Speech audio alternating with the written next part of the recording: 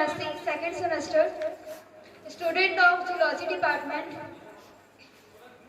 Heartily congratulations to all of you. In this seminar, this topic is NAP 2020, Possibilities and Prospect.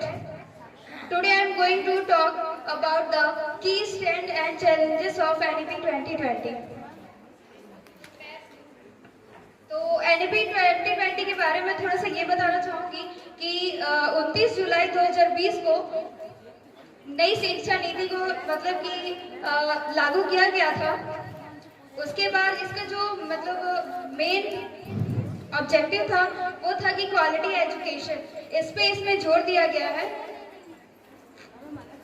और सबसे पहला जो मतलब education policy आया था वो 1986 में आया था और उसके बाद मतलब 34 साल के बाद 2020 में एक फिर से नई शिक्षा नीति को लागू किया गया। शिक्षा एक मौलिक अधिकार है और आर्थिक शिक्षा सामाजिक प्रगति का प्रमुख चालक है।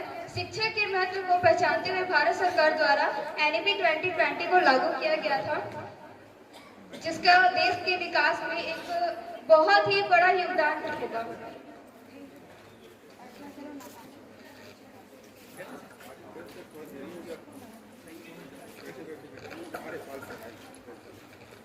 NAP के स्ट्रेंथ के बारे में बात करूंगी तो NAP जो 2020 है इसमें स्किल डेवलपमेंट को बहुत ही ज़्यादा मतलब कि इसमें जोर दिया गया है।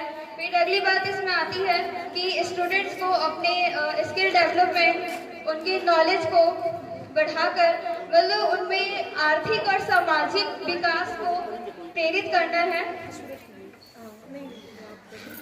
NAP 2020 का ऑब्जेक्टिव है कि सीखने की ऐसी संस्कृति का निर्माण करना जो आजीवन सीखने का इकोसिस्टम बनाकर होलिस्टिक एजुकेशन को प्रमोट करता है।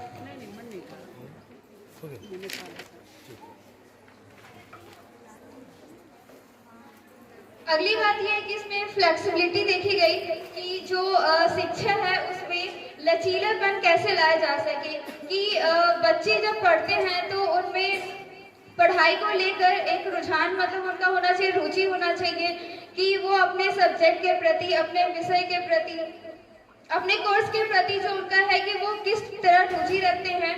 तो ज़्यादा होता है कि हम लोग देखते हैं कि हम लोग रटने पे ज़्यादा देखते हैं, मतलब कोई भी चीज़ हम लोग पढ़ते हैं तो उसके बारे में सीखने से ज़्यादा क्या देखते हैं कि अरे हमें तो बस पढ़ के पास होना है, मतलब नॉलेज के पर्पज से हम लोग ज़्यादा नहीं देखते हैं।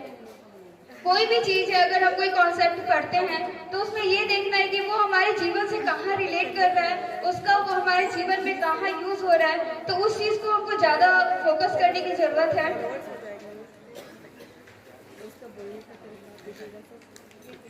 अगली बात ये कि NAP में रिसर्च और इनोवेशन का बहुत बड़ा योगदान होगा।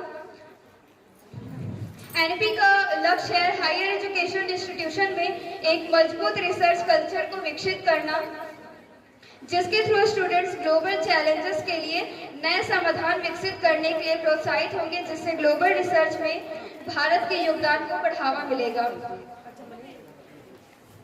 इंक्लूसिव एजुकेशन सामाजिक और आर्थिक रूप से वंचित समूहों को मतलब कि ऐसा बोल सकते हैं कि जो गांव साइड के बच्चे होते हैं अभी भी शिक्षा जो है सभी जगह पे अच्छी तरीके से नहीं पहुंच पाई है। वहाँ के जो स्टूडेंट्स हैं शिक्षा से अच्छी तरीके से मतलब बोल सकते हैं कि इंटरेक्ट नहीं हो पाए हैं।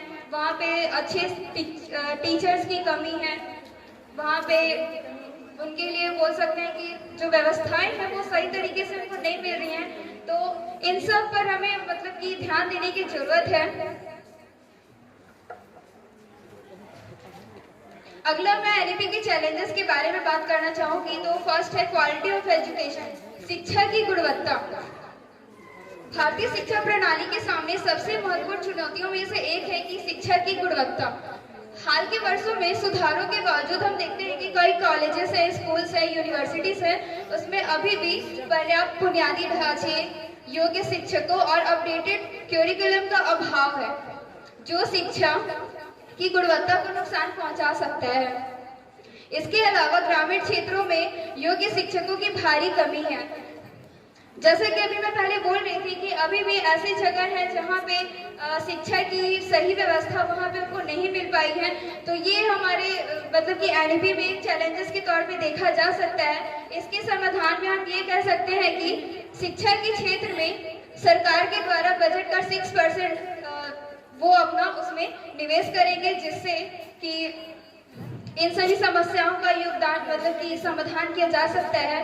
और बुनियादी ढांचों में सुधार करेंगे, योग्य शिक्षकों की नियुक्ति करेंगे और मॉडर्न टीचिंग मेथड्स को डेवलप करें, जिससे कि बच्चे हर क्षेत्र में अपना मतलब सब तरह से अपना योगदान दे सकें। नेक्स्ट मैं बात करने वाली हूँ एग्जामिनेशन सिस्टम। एग्जामिनेशन सिस्टम को सुनकर सभी के मन में क्या ख्याल आता है? एक प्रेशर बनता है क्या? हाँ या ना? तो वही इसमें मैं बोलना चाहती हूँ कि जैसे कि एग्जामिनेशन सिस्टम इसमें चैलेंजेस आ सकती है कि जैसा हमारा होता है कि हम भारतीय शिक्षा प्रणाली छात्रों के मूल्यांकन के लिए परीक्षा पर बहुत अधिक निर्भर करती है। इसमें क्या होता है कि मतलब जैसे हमारे मार्क्स के थ्रू हमारा जजमेंट होता है, लास्ट में हमारा एक मतलब कि रिजल्ट हमें दिया जाता है, उसके थ्रू हमारा मूल्यांकन होता है कि हम किस तरह के छात्र हैं। तो हमारे सामने कई सारी चैलेंजेस आती है कि कई बार हम मतलब कि बहुत सारी परिस्थितियों से जूझते रहते हैं और अच्छे से कभी पढ़ाई नहीं कर पाए, और उसके अलावा भी बहुत सारी मतलब कि समस्याएं आती हैं। तो इसमें नहीं बोल सकते कि कोई भी बच्चा अगर उसके रिजल्ट के आधार पे कि वो मतलब ज़्यादा अच्छा पढ़ा लिखा है कि नहीं है। तो ये सारी बातें जो है इसमें चैलेंजेस के तौर पे देख सकते हैं हम लोग। इसके सॉल्यूशन में हम लोग क्या कर सकते हैं कि जो